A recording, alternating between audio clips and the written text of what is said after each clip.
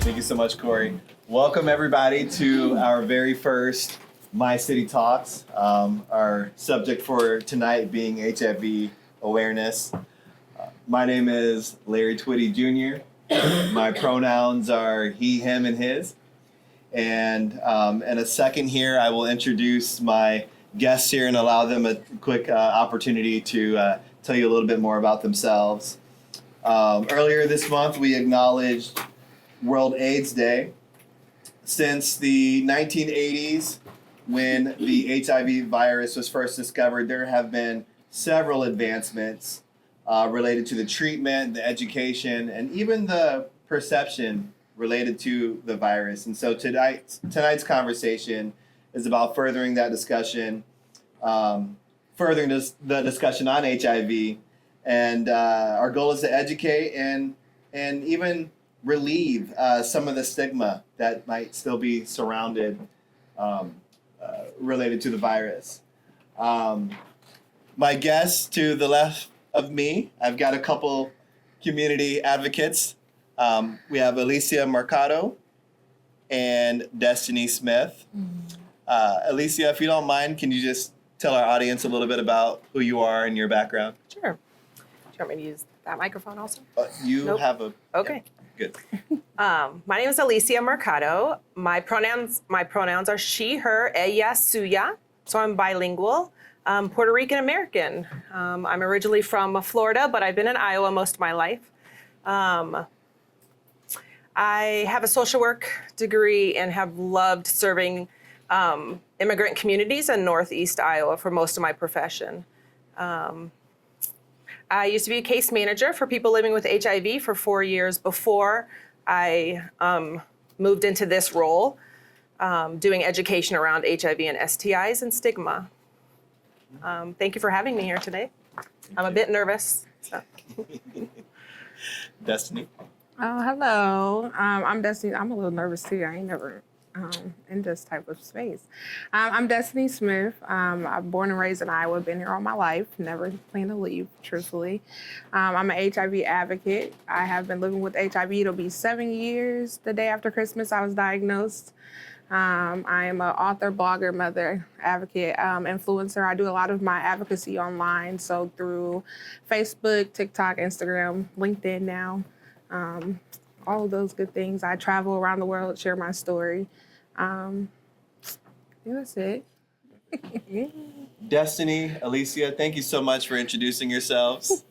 So let's kick things off. Okay, so there have been modern advances within HIV medication that have made it so that folks can test, and please correct me on the language if I misspeak here. But basically, there are many individuals living with HIV that have a status of undetectable and untransmittable, also known as U equals U. So I'm curious, talk to me a little bit about how U equals U has impacted HIV prevention and stigma. Who would like to take that one on? Want to go first? I can. I know you can only say so many things. Yep. So. Okay, so thank you for bringing up U equals U. No, she doesn't need it. It's an important message we want people to understand. The first U stands for undetectable, and the second one is untransmittable. And so when you are undetectable, somebody living with HIV can be undetectable when there's very low levels of HIV in their blood and around the rest of their body. And then to be that when you're undetectable, HIV is untransmittable through sex. And so just that alone can impact the stigma around living with HIV. If people understand that somebody is untransmittable, undetectable, ideally it would have a positive impact on stigma. Hmm. Let me see if I understood the question correctly. Yeah, so I was just curious to know how U equals U, or being, or you know, I guess being undetectable, how that affects, or how that has an impact on, you know, how people think about or feel about HIV, the stigma around it. Mm-hmm. So I feel like for uneducated people, U equals U doesn't really concern them in a sense. It doesn't matter because they don't think about it, and they still, because they don't understand HIV, they don't believe in U equals U. But as a woman living with HIV, it's very freeing because I can do what I want when I want without thinking about passing this virus to somebody else. I can do the same things as everyone else, and I don't pass what I have as long as I continue to stay on that treatment to be undetectable. Yeah. Okay, and I'm learning. Again, I'm probably the only person in this room that doesn't have some sort of public health background, but I'm just curious, so how is it is it transmittable, I guess, in other ways? If you're at that status, U equals U. What? Ask the question again. What do you mean? Like, can you transmit it other ways if you're undetectable? Right, because I'm learning in real time here. So and so we mentioned that it's not transmittable through sex, but I would say data-wise that's a very good question. But because they don't have the data for other things, you can't really say absolutely. Like, because they are now in America, they've been doing it in other countries, but now in America they're doing the data on like breastfeeding. So now we have data that shows if a mother is undetectable, her child cannot contract the virus through breast milk. So I feel like as the years go on and they keep getting the research for certain other things, we'll learn more. But as of now, it's just we know 100% sure. When it comes to sex, if you are undetectable, you can't pass this virus. When it comes to feeding your child through breast milk, you can't pass this virus. And I think those are the only two things they really have the numbers on right now. Gotcha. Okay. So talk to me about PrEP. Talk to me about PEP. Explain to me what those things are and its importance in its importance as a preventative measure against HIV. And also, I'm curious to know what the availability is for those things in Iowa. The easiest way to understand what PrEP and PEP is PrEP is basically like, let's say, the birth control for HIV. So this is a pill or an injection that you can take every single day that helps you lessen the chance of contracting the virus. PEP is like Plan B for HIV. So if you have been in contact with a person that is living with HIV, you can get this pill and it will also take that chance away of you contracting the virus, but you do have to get that pill within the first 72 hours for it to work effectively. Okay. So, and did you have anything to add to that, Alicia? So along with the pill that you would take daily for PEP, she talked about the injectable, and that is a long-acting injectable. And so that potentially could be taken once a month in an injection or every 2 months, depending on your visit with the provider and what is best for yourself and your body. And then I wouldn't need to add anything more for PEP, just if you believe that you've been exposed to HIV in different forms, you can request PEP from like an emergency room or from a provider to start the medication within 72 hours, like Destiny said. So are those medications, are they readily available in Iowa? Are they pretty easy to? I feel like they're very accessible. The problem is a lot of people just don't know about it. If you're not connected to this space or people living with HIV, you don't hear a lot about it. A lot of people will talk about how they go to their primary caretakers and they've never heard of PrEP and PEP and they don't understand how people can get it. But you are able to go to places like the Project, the Quad Cities, and you're able to get this for free. Like, you don't have to pay for it. Your health insurance will pay for it. So it's very easy to get. A lot of people just don't know about it. Can I add? So we also have PrepIowa.org. You can go to that website and get more information. And we have a PrEP navigator that works to help connect people to the medicine. We have teleprep, and so you can actually access medication and those services just by telephone. And so if your insurance doesn't cover it or you need other supports, the navigator will connect you with different programs to try to get it covered. and make it accessible either at a local pharmacy or mailed to your house, different ways. So there is support out there from a navigator. Alicia, I'm glad that you brought that up because that kind of jumps into my next question, which is, what case management services are available for folks living with HIV in Iowa? And if you can share some of the free resources as well, that'd be great. Sure. Through federal funding, it's called the Ryan White funding. There are free medical case management services for people living with HIV. Some of that includes transportation assistance to doctor's appointments. Some programs can write for grocery cards, so you can get assistance buying groceries. There's also a case manager who you meet with as frequently as you need to talk about your medical needs, your other needs like rental assistance or assistance paying utilities. If you need help paying medical bills, case management can help connect you with those services.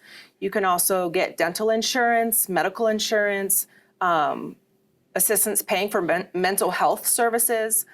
So that's just some of a really long list. And all of that medical case management is free for people living with HIV. And so none of that is. There is a income guidelines, which is 500% federal poverty level to qualify for free medical case management, but all of those are free. So break it down for those of us that aren't mathematicians here. So 5%.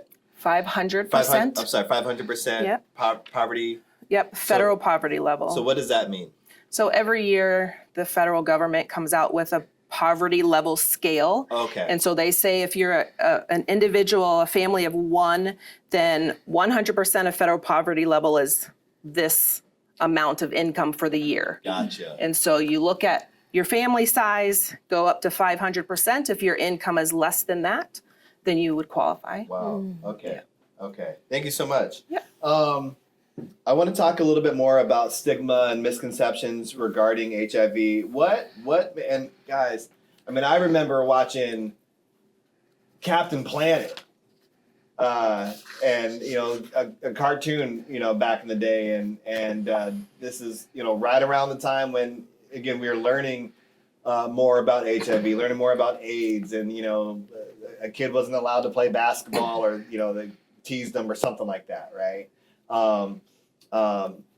So I know that things have changed. The perception around HIV and the stigma and things like that definitely has changed.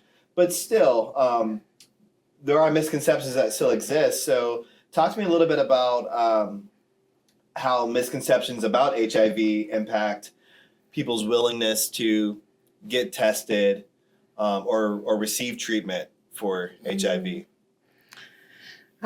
We can keep saying that stigma has changed and it's not around, but to me it hasn't changed. It's still around and it's still very bad. A lot of people who stigmatize HIV are people who are uneducated about the virus.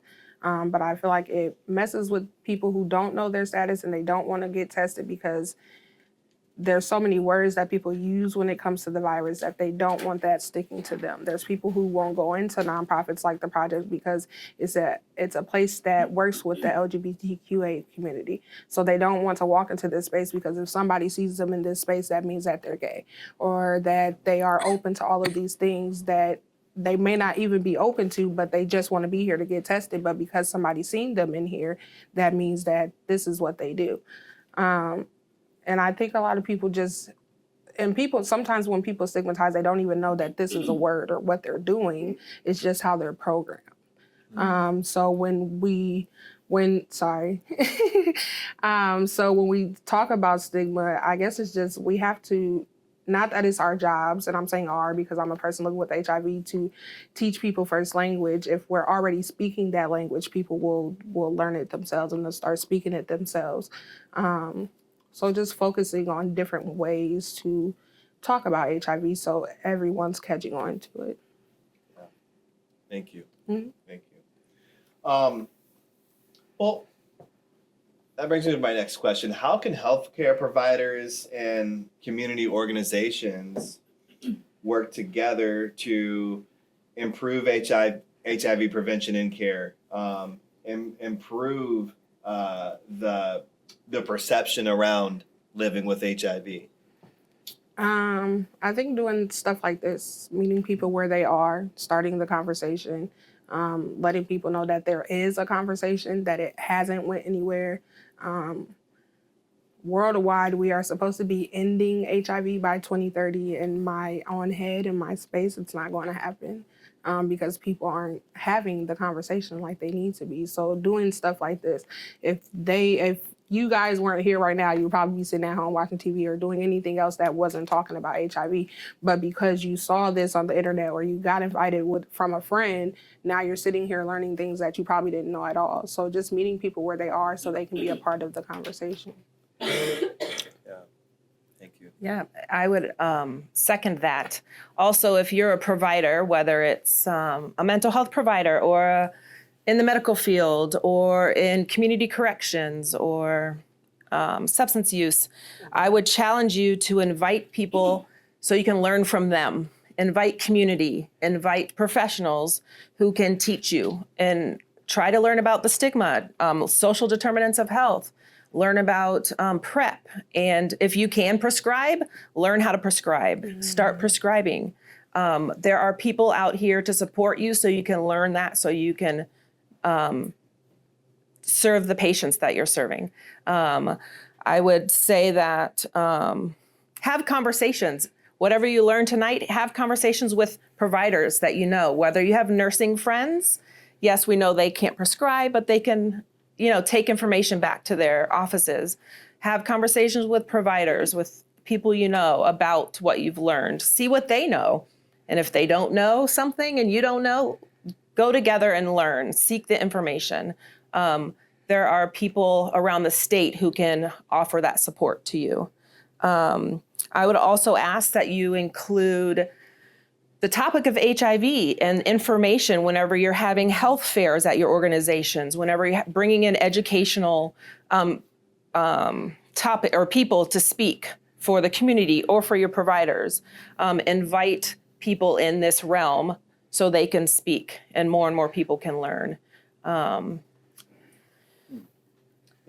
well said. Very well said. So for Iowa specifically, are there challenges or are there barriers to receiving equitable access to treatment or access at all? Is there anything that's happening within our state that's holding folks back from getting what they need to still live healthy lives with HIV, whether that be, I don't know, political barriers or stuff within the medical community, I guess? Okay, so Iowa is unique, along with Minnesota, in compared to the rest of the United States, that 27% of people living with HIV live in our rural communities. Okay, and so that is a very high percentage compared to all the other states except Minnesota. And so that makes us unique, extra different, unique barriers. So some of that is just distance from providers who can or will prescribe, and also distance from medical HIV specialists. And so you have transportation, you have time, you have needing to get off of work, which then potentially you don't get paid or you get a mark because you missed a day. So pure distance, but also the policies in the systems that we all navigate aren't conducive for meeting the needs of all the people in the community. And so people living with HIV are a diverse community, and you know that systems were not set up to effectively serve everybody. And so those are huge barriers. And then there's social norms and social policies that play a role in treatment and prevention and access. So some providers don't believe people living with HIV live in their community. And so some of those social norms and beliefs can be barriers. So, anything Destiny, else? have you experienced any barriers or any challenges to? And we just met, I don't know. I know you're kind of I kind of know the area that you're from, but I feel like personally I haven't. I was pregnant when I was diagnosed. I had a very good team. I didn't right away start off going to see the doctor for my diagnosis because I didn't want to believe it. But I can say one thing about Iowa is they're very straight on. So you can find out, and that's why I love the project. You can go in there and get tested and find out your status. And if it just happens to be positive, you get the help the same day. You meet a case manager that day. You get connected with your doctor that day. You can meet a counselor that day. They help you get your pills right away. So I feel like here it's just up to you, and that's not everywhere. And just like you said, in rural areas, it's not that easy because they're so far away from these doctors. So I feel like it just all depends on where you're located and the resources that's available for you. Okay. I'm going to take just a quick pause here. Does anyone have any questions? And if you don't, that's okay. I can keep rolling. But go ahead, Desmond. I'm just curious for folks that have been diagnosed, I guess two-part question. Folks that have been diagnosed, what are some things that they should be prepared for? And for folks who have been diagnosed, receive treatment, what are some things that they wish they would have done first or earlier when they first got diagnosed? So the question was, what were some symptoms that you may have noticed? Not symptoms, Or, I'm sorry, just more of like, what are some things they should be prepared for? Oh, what is, As far okay, as I'm sorry. Like, what does support look like Yes. in the early stages of being diagnosed? And what are some things people wish they would have done earlier? Gotcha. So I'm just repeating so that we pick up on our podcast. But the question is, what are some things that we need to do early once receiving a diagnosis? And then support-wise, I feel like support-wise, I'm not gonna say up to the person, but it's kind of like, what was your support before you found out that diagnosis? Is kind of how it is. I tell people all the time, I have two different support systems. So I have the people that were in my life before this diagnosis, and then I have my red ribbon family, which is the people that I have met because of this diagnosis. So other people living with HIV, doctors, nurses, I probably never would have met if I didn't contract this virus. So a support system is something that we build. So to be able to be in these spaces, be around the right people, connecting with others. And then what was the second one? Like, what do people wish they would have done sooner when they find out? I think sooner is to just get the treatment right away. That hearing that you are living with HIV is very hard to hear, so a lot of people shut down. And once you shut down and you fall into that depression, you don't want to believe this isn't me. They got this wrong, like, let's run 100 more tests and let's figure it out because it can't be me. So instead of you getting that treatment right away, you're trying to distract yourself and figure out ways for this not to be you at all, when in all actuality, that treatment can just change your life. Once it took me about a month to get on my treatment, but once I did, I was undetectable within 3 weeks. And I've been undetectable since. Nothing in my life has changed except for me popping a pill every single day, and that's it. So if I would have done it sooner, I wouldn't have had to fight that battle in my own head with myself and isolate myself from so many people because of how I felt inside, instead of just getting the help right away and learning that, I can actually live with this, and I'm still the same person I was. I just have to maneuver a little different and remember to take a pill. So, Can I add? So, like Destiny said, she was tested in a clinic that was able to provide services immediately. She got her diagnosis. She could have, seen a case manager, was connected very quickly. So ideally, once you're given your diagnosis, ideally it's in person, then you can be offered a connection to case management right away and be given options as far as medical providers, so specialists who you can choose to go to. Of course, in larger cities, that's, more likely to happen. If you're in a rural community and you've had to wait some days to get your results, or you have to find a day to be able to drive back to that clinic to get your result, it could take more time to get connected to all of the services. Sometimes people aren't ready to talk to a case manager immediately, and sometimes they are ready. And so you can be hopefully or ideally prepared to meet some people that could become your team of professionals that can support you and offer you options, and from there. So Thanks. So we kind of talked about this a little bit, but I want to just dive in a little bit deeper. How can we better engage medical professionals and our community about HIV education and awareness?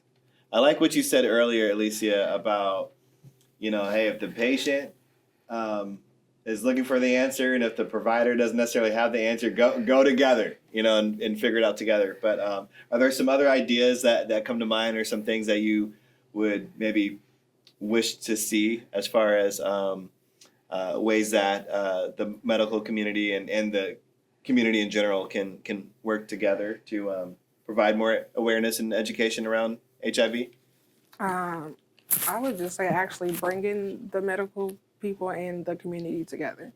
We have a lot of these spaces, and I appreciate these spaces, but sometimes when we come into these spaces, it's still separate. So there'll be a space like this, I go speak in, and it's only doctors and only nurses. And then I'll go to another one, and it's only community. And in all actuality, if we can't all sit together, we're not actually working together. So to be able to have these spaces, but have all of us in one room so we can actually talk together, that's something I would love to see. Yeah.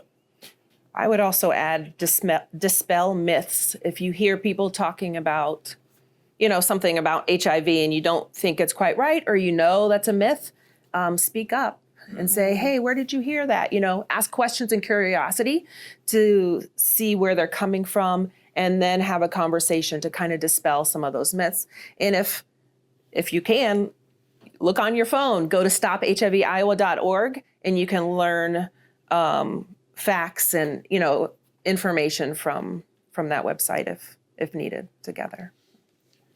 I feel like you two are all we need to reach that goal of eliminating HIV by 2030, right? If we all, took those steps, and if we all became advocates for one another, that goal is definitely attainable, and sometimes it just takes for a couple people to speak up. So thank you so much. I just want to open it up again to our audience here for any questions you might have for Alicia and Destiny. I have a question. Sir? Yeah. Sir in the back? Yeah. Corey. This question is primarily for you, Destiny. I know you are an HIV advocate and influencer on social media. Mm-hmm. Can you touch on how you experienced some of the myths on social media, around HIV awareness? Have you seen anything as far as misinformation? And how do you handle that? And how has your experience been trying to bring truth on social media around HIV awareness? Since I went viral a few times, I have got a lot of misinformation in my comments and things, or being on live. Just depends on what the day is and how people feel. But a lot of misconception is, as women living with HIV, we contract HIV from men who are DL. There is one advocate who that's her story and she's sticking to it, and I love that for her. I can't tell somebody else's story. But that is a very big misconception. Not saying it doesn't happen, it's never happened, but to say that it's something that happens with every single person, we can't say that. So that's one big one.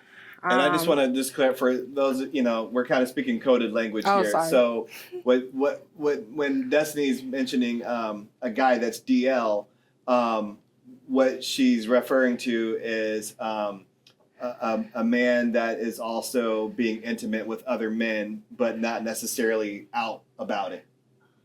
So, So I guess that's one of the biggest ones, and then a lot of people still think that the way the virus can be transmitted is me touching her, or if somebody happens to go to the bathroom after I go to the bathroom, or I've had people ask me, do me and my children use the same towels and the same utensils, or is there like this separate line in my house for me and then for my kids? And I live normal just like everybody else. I mean, whatever we want to say normal is, if that is a thing, we are that. I just take a pill every day. And some of us, we don't even take pills. They take injections that they don't have to think about the pill.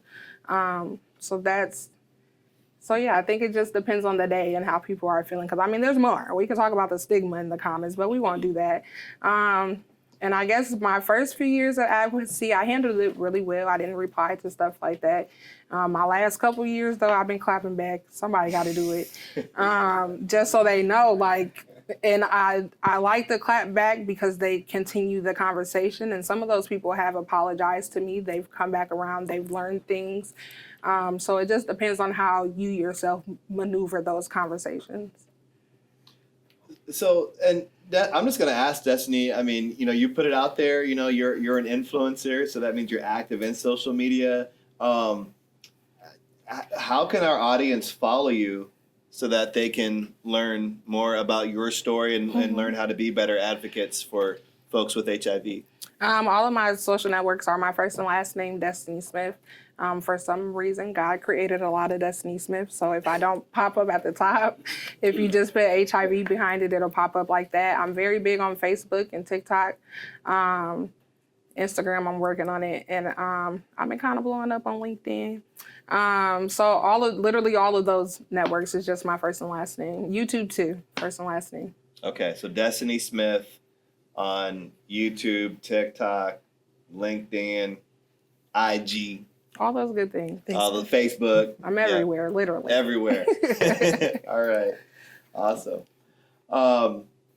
Any more questions? Sir? Yes. I want to ask the lady who's a mental health clinician.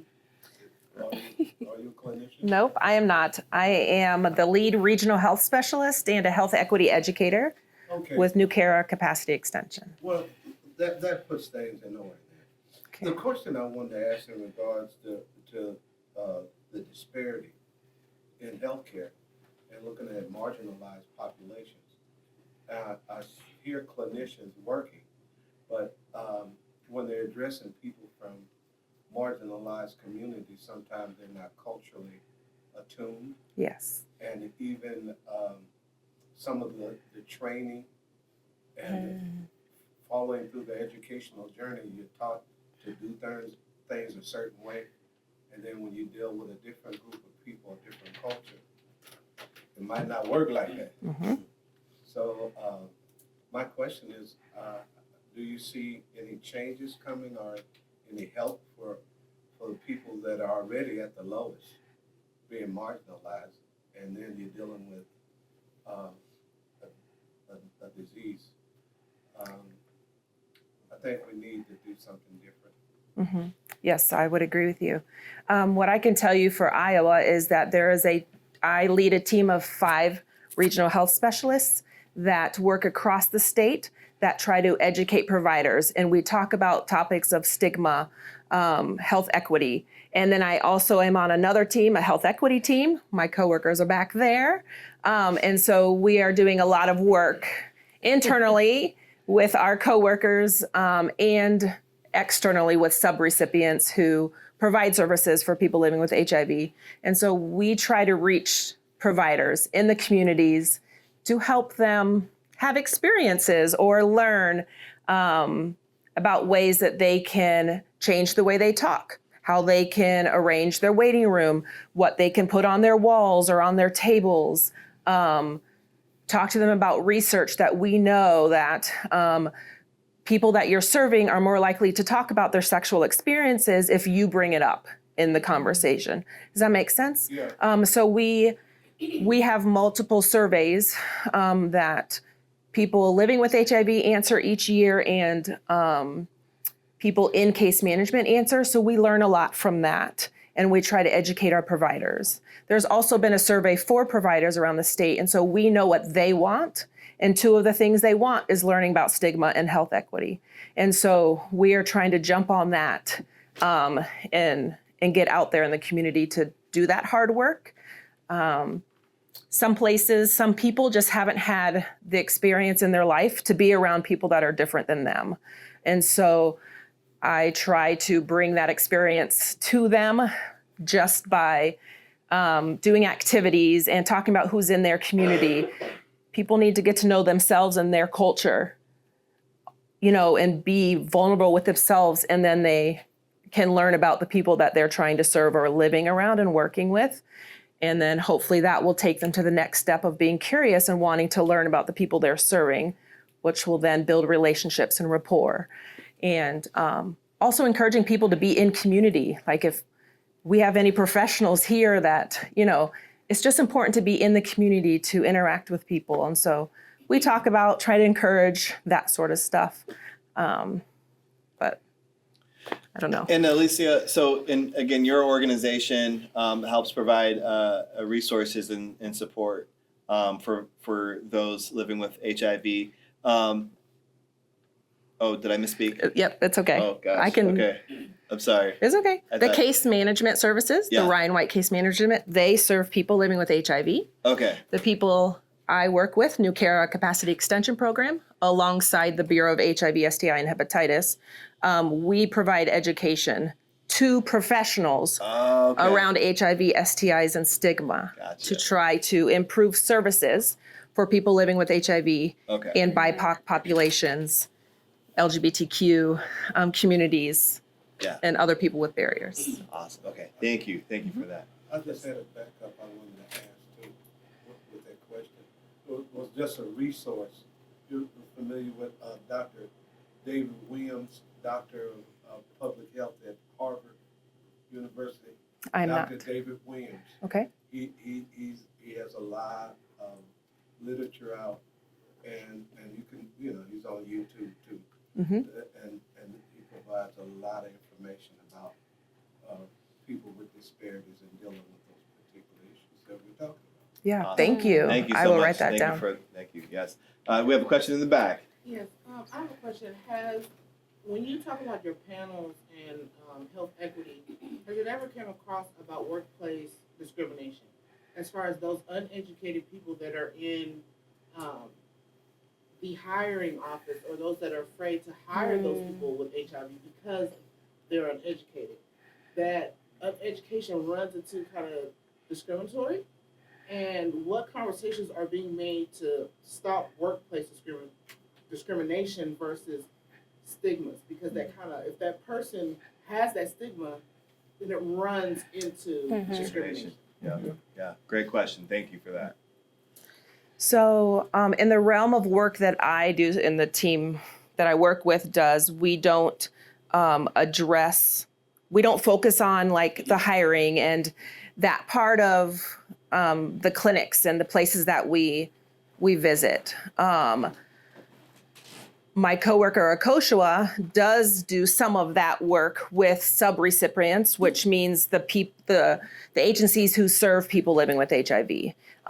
We also recently took people that influence the hiring and the retention of staff. We took them with us to a health equity conference this year to try to help support them in their education and their work to try to help hire and retain a diverse group of staff. And so I don't really have a great answer for you because that's not the work, that I focus on, that level, but it's absolutely important.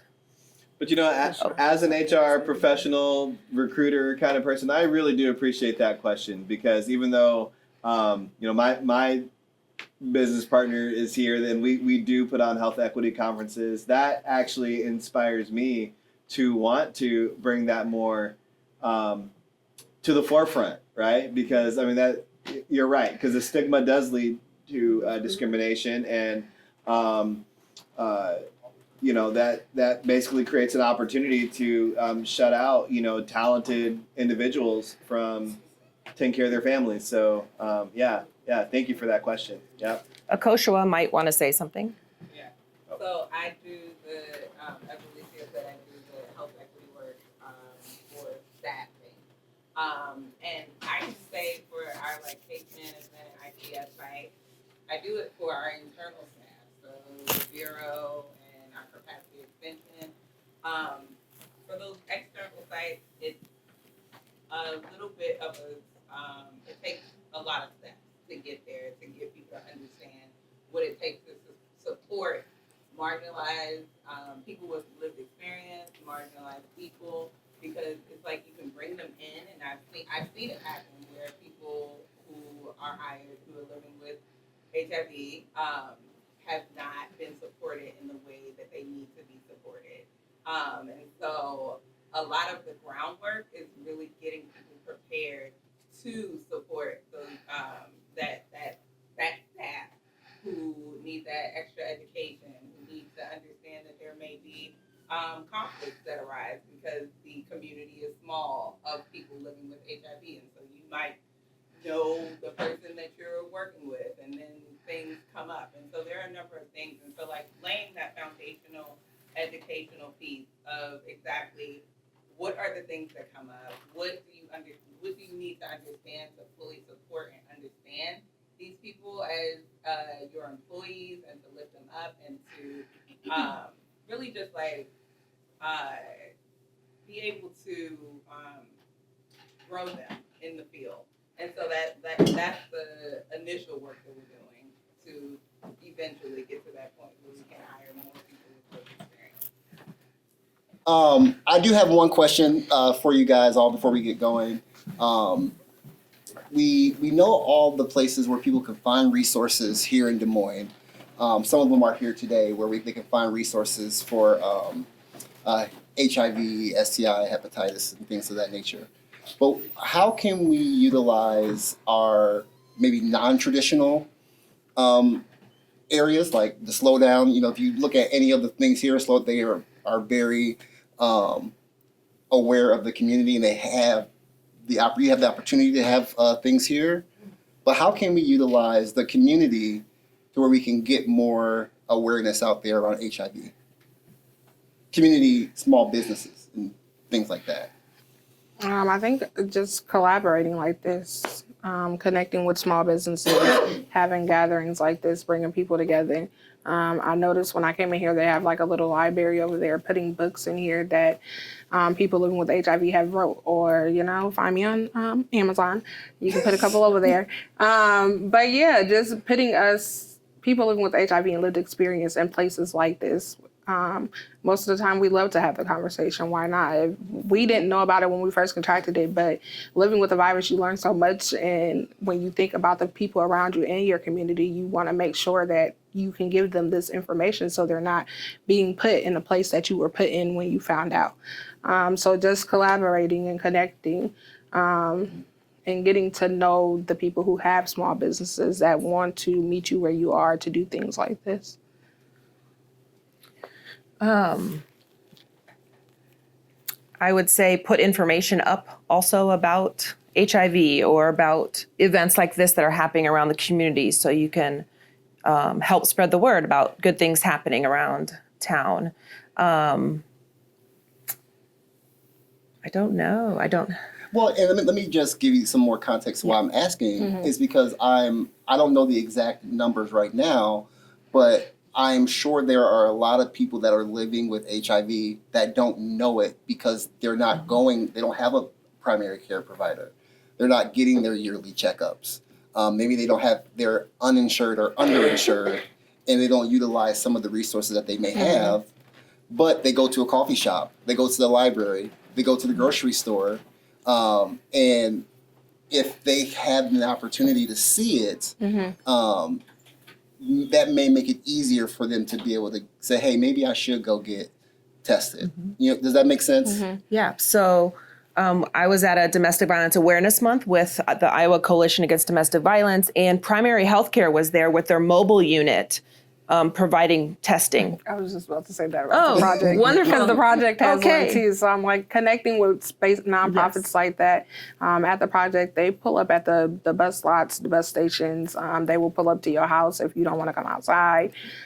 They have this van it's literally a clinic just inside of a van. So you don't have to be in spaces that you're not comfortable in. So they can pull up in front of this coffee shop and there can be an event out here and you can step right outside for 10 minutes and go get tested and come right back in and keep turning up. They go to gay bars in Davenport downtown so they can have their fun, but you can also come out here and get tested. So doing things like that. Yeah, just thinking outside the box. I really appreciate that. Invite testing sites to your events. to your events. Yeah. Right, and that's what I'm saying is like, where do people find that resource to be able to say, hey, I want to have that Oh, okay. here, Yeah. but where do I go? On stophiviowa.org, you can find testing sites across the state. Yes, and I will make sure to have all those links in the description of the YouTube episode and on all audio platforms. So you don't have to memorize where that's at. It'll be there. So that'd be good. Thank you so much. So this is the end of our conversation. I want to say thank you so much to our guests. Are there any last words that you have that you want to give to the audience that is here, to the thousands of people that will be listening to you later on? What would you have to say? You look right in the mic. Oh, look right in the camera. No, huh? you don't have to. I'm messing with you. Just go get tested. Know your status. Black communities, Black women. I love Black women. Go get tested. We're some of the highest numbers, literally. Go get tested. It takes 10 minutes. You're not alone. If you need somebody, DM me. I'll answer. I promise. Sometimes it might take a couple days, but I'll answer. But just go get tested. We all need to know our status, and you can't set expectations on other people. You can be married, you can be in a committed relationship, but you're not with that person 24/7. So if you know your own status and you're taking care of yourself, then you know for sure you're good. So just go get tested. And I would say thank you. Thank you for taking the time to listen, to be here, to ask questions, to challenge us. Thank you for taking the time to educate yourself and continue these conversations with the people that you know. I really, really appreciate it. It's definitely a conversation that we need to have more with more people. So I would just say thank you. Awesome. Well, thank you both for being here. Everybody, thank you for watching and listening to the My City, My Health podcast. You can listen to this podcast on YouTube, and you can download it on any major audio platform that you utilize in application. The resources and the tools will be in the link to the link to them will be in the description of this episode. We got to do this work together, and we're doing it one conversation at a time. So thank you so much for listening. I'll let you next time. Good.